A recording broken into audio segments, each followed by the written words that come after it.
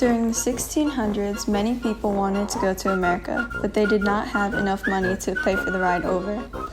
Although there was another way you could get to America without paying any money. It was called indentured servantry.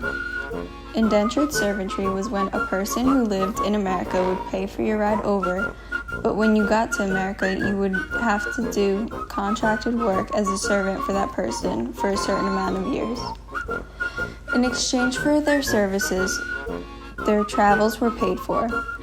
They also received food, clothing, and shelter once they arrived in the colonies. These slaves got their name from indentured, meaning a legal contract that covers a debt or purchase obligation, and a servant was a person that performed tasks for other people. Poor people took advantage of this opportunity in order to travel to the New World expense-free.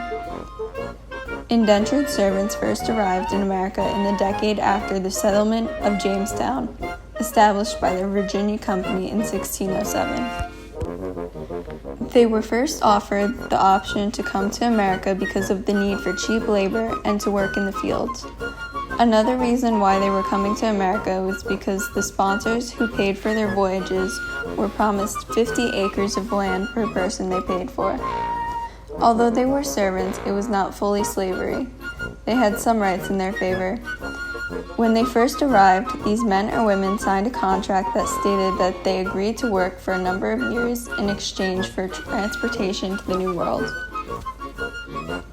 Adults served under contract typically for 4 to 7 years. Meanwhile, children could work for much longer. Some people broke the law. Some things that were considered against the law for indentured servants were running away or getting pregnant while still under their contract.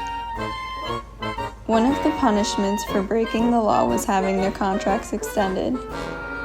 In exchange for them working for several years, the indentured servants received a free transatlantic passage over to America, the ability to eventually become free, and they were eventually granted freedom dues.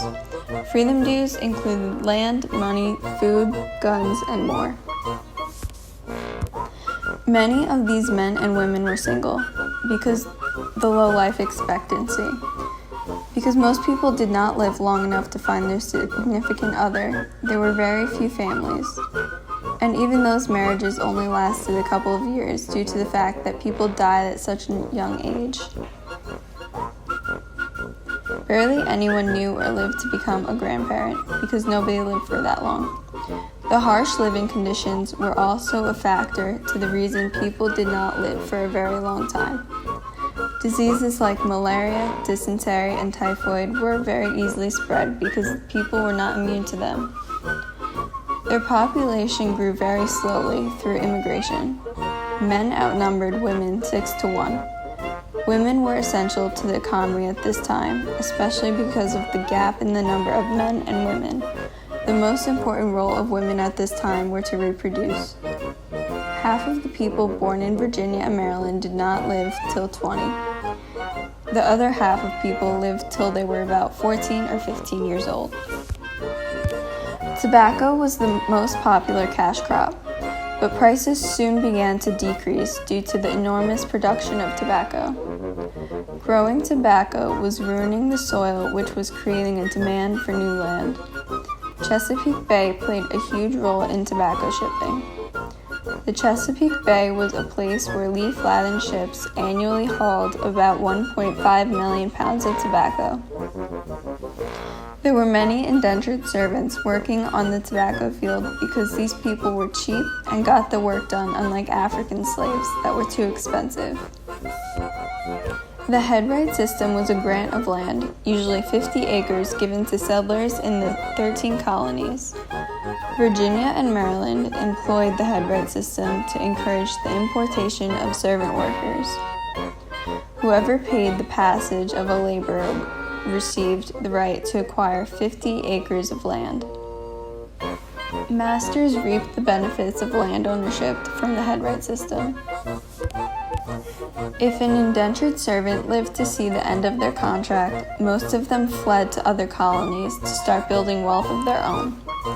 Some returned to the country where they came from, Others were given servants of their own to farm land, or where they were given their own land to farm. Indentured servantry ended in 1827 by acts passed by the American and British governments declining the use of indentured servants.